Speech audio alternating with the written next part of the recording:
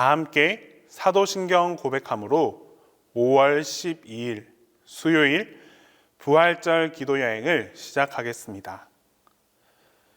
나는 전능하신 아버지 하나님, 천지의 창조주를 믿습니다. 나는 그의 유일하신 아들, 우리 주 예수 그리스도를 믿습니다. 그는 성령으로 잉태되어 동정녀 마리아에게서 나시고 본디오 빌라도에게 고난을 받아 십자가에 못 박혀 죽으시고 장사된 지 사흘 만에 죽은 자 가운데서 다시 살아나셨으며 하늘에 오르시어 전능하신 아버지 하나님 우편에 앉아 계시다가 거기로부터 살아있는 자와 죽은 자를 심판하러 오십니다.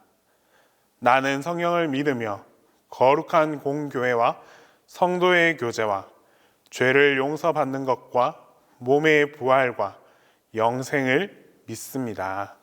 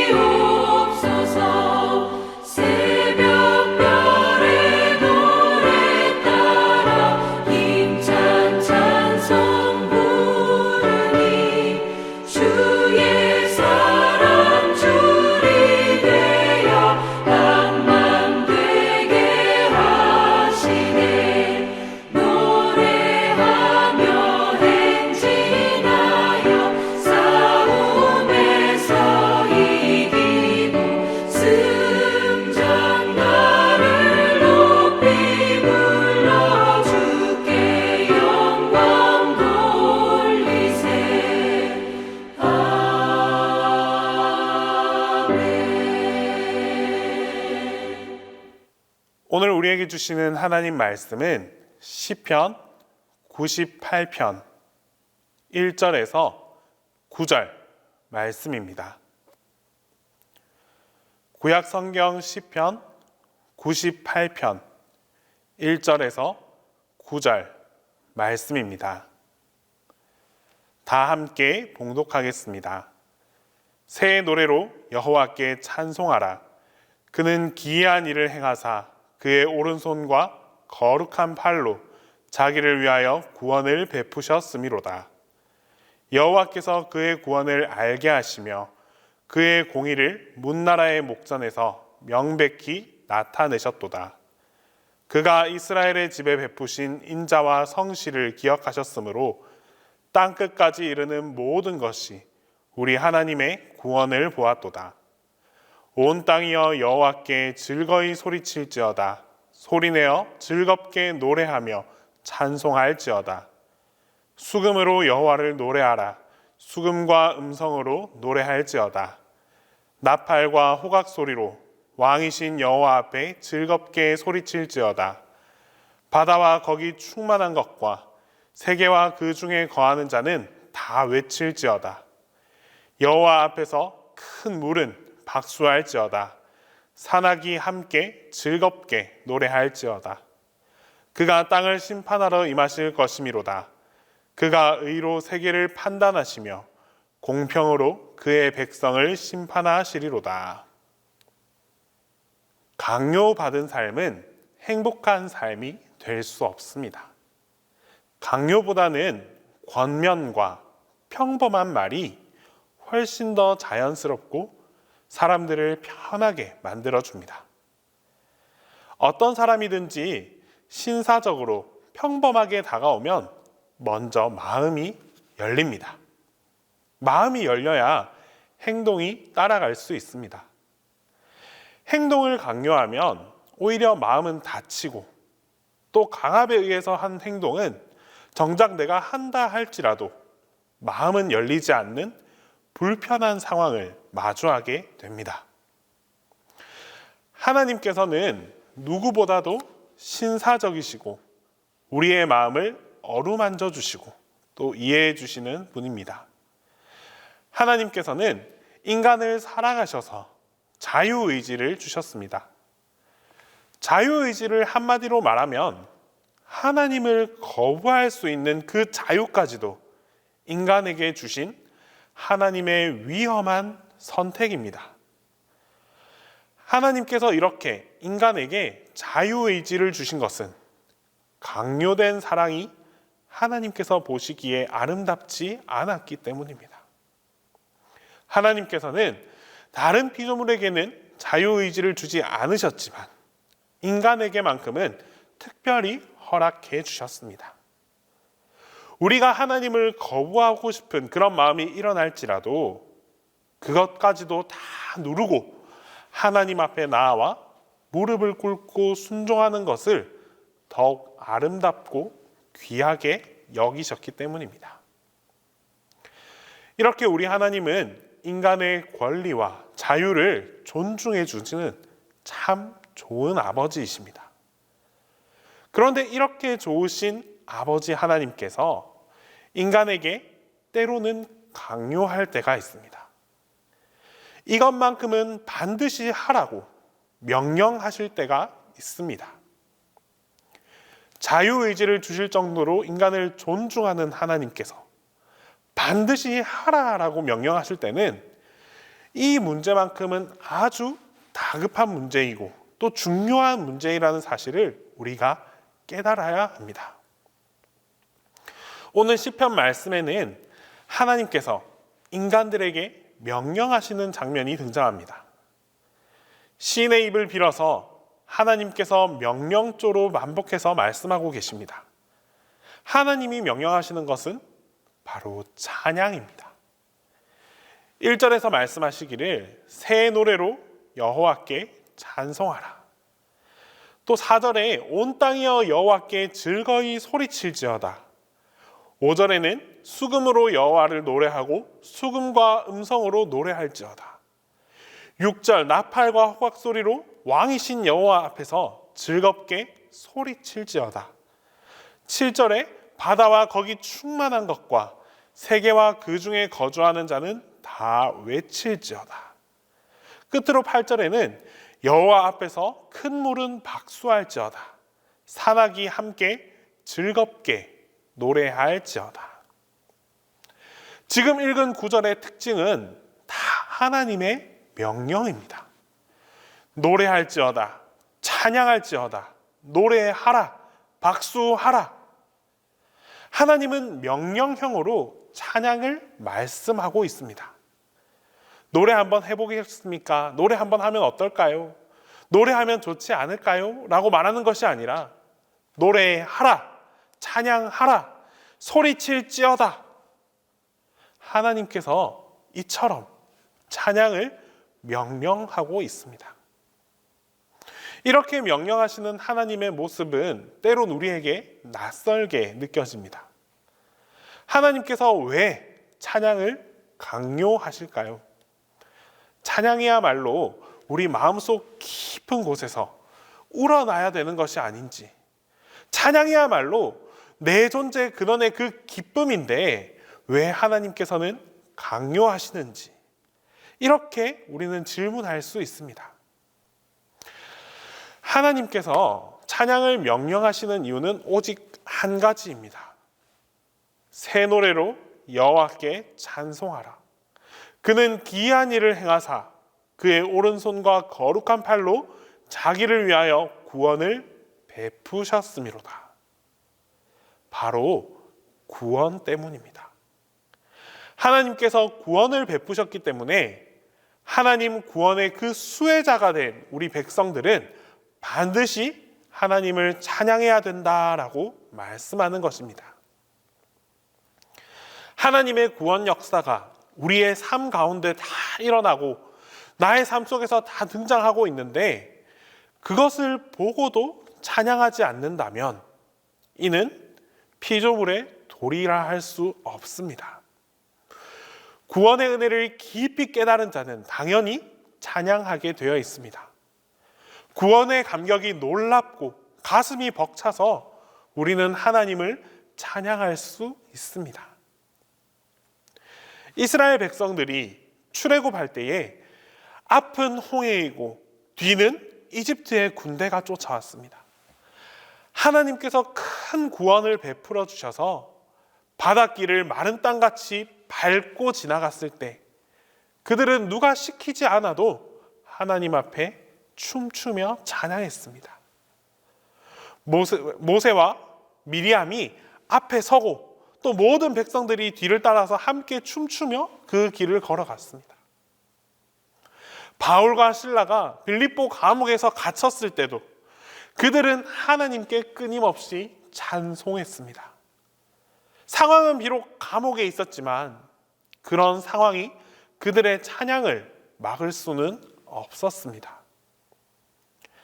상황과 환경과 상관없이 다 하나님의 구원을 받은 백성들이라면 찬양은 우리의 당연한 의무입니다. 누가 시키지 않아도 당연히 우리는 찬양하게 되어 있습니다. 콧노래를 흥얼거리고 우리 영혼 깊은 곳에서 하나님을 기쁘게 찬양하는 노래가 저절로 나올 수밖에 없습니다. 그런데 구원받은 감격에 살아가면서도 하나님을 찬양하지 않는다면 하나님 보시기에 잘못된 삶을 살아가는 것입니다. 그러므로 하나님께서 이렇게 명령형으로 반복해서 찬양하라, 찬양하라 라고 말씀하시는 것입니다. 찬양하지 않는 백성은 겉모습은 구원받은 것처럼 보이나 내면은 구원에 이르지 못할 사람일 가능성이 높습니다. 그러므로 하나님께서 그들에게 아주 임박한 진노와 심판이 있을 것이라고 경고하십니다.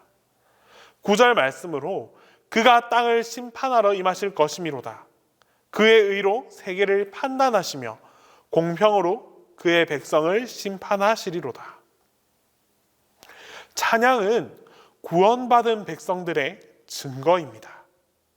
오늘 우리가 하루를 주님 앞에서 찬양하며 시작하고 또 오늘 하루를 살아가면서 입술의 찬양이 마르지 아니하고 항상 찬양하는 자가 된 것은 하나님이 우리에게 구원을 베푸신 것을 마음속 깊이 기억하고 있기 때문입니다.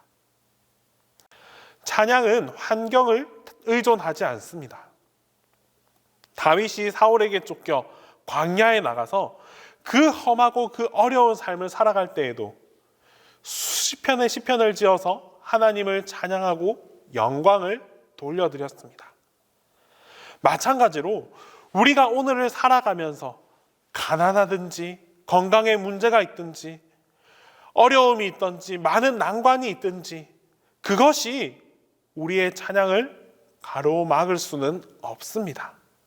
가로막아서도 안 됩니다. 왜냐하면 우리가 구원받은 그 감격이 그 어떤 상황의 어려움보다 훨씬 더 크고 위대하기 때문입니다. 오늘 하루도 주님을 향해 깊은 찬양을 올려드립시다. 우리가 감사의 찬양을 주님께 올려드리면서 하루하루의 삶을 살아갈 때에 하나님께서는 그 기쁨을 통해 우리의 삶을 더욱더 풍성하고 윤택하게 만들어 주십니다. 기도하겠습니다. 은혜가 충만하신 하나님, 오늘 하루도 주님께 감사의 찬양을 올려드릴 수 있게 해주셔서 감사드립니다. 하나님, 우리의 상황과 관계없이 언제라도 하나님을 찬양하는 삶을 살아가게 하옵소서. 모든 불평과 불만을 뒤로하고 주님을 향한 기쁨과 감사로 하나님께 찬양 드리길 원합니다. 우리의 마음과 입술을 주장하여 주셔서 하나님을 향한 우리의 마음이 변함없도록 지켜주시옵소서. 하나님, 하루하루의 삶 속에서 주님의 함께 하심을 경험하길 원합니다. 주님께서는 언제나 우리와 함께 하십니다. 이 사실을 날마다 깨달으며 살아갈 수 있기를 원합니다. 어려울 때 힘이 되어주시고 슬픔 가운데 기쁨이 있게 하시고 주님의 도움을 필요로 할 때 우리의 손을 붙잡고 인도하여 주시옵소서. 주님과 동행하는 삶 속에서 날마다 감사할 수 있는 우리 모두가 되게 하여 주시옵소서. 주님, 이 시간 교회 학교 선생님들을 기억하며 기도합니다. 선생님들의 마음속에 예수님의 마음이 심겨지게 하옵소서. 제자들을 향해 가장 큰 사랑으로 가르침을 주셨던 예수님의 모습을 기억합니다. 다음 세대 자녀들을 향해 주님께서 보여주신 그 사랑으로 우리 선생님들이 다가갈 수 있게 하시고 주님의 마음을 가르쳐 줄 수 있는 믿음의 교사들이 다 되게 하여 주시옵소서.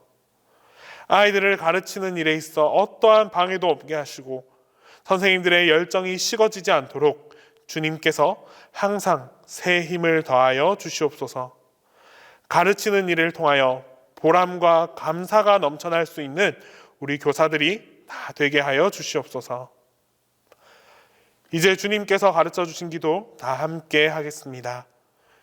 하늘에 계신 우리 아버지, 아버지의 이름을 거룩하게 하시며 아버지의 나라가 오게 하시며 아버지의 뜻이 하늘에서와 같이 땅에서도 이루어지게 하소서. 오늘 우리에게 일용할 양식을 주시고 우리가 우리에게 잘못한 사람을 용서하여 준 것 같이 우리 죄를 용서하여 주시고 우리를 시험에 빠지지 않게 하시고 악에서 구하소서. 나라와 권능과 영광이 영원히 아버지의 것입니다.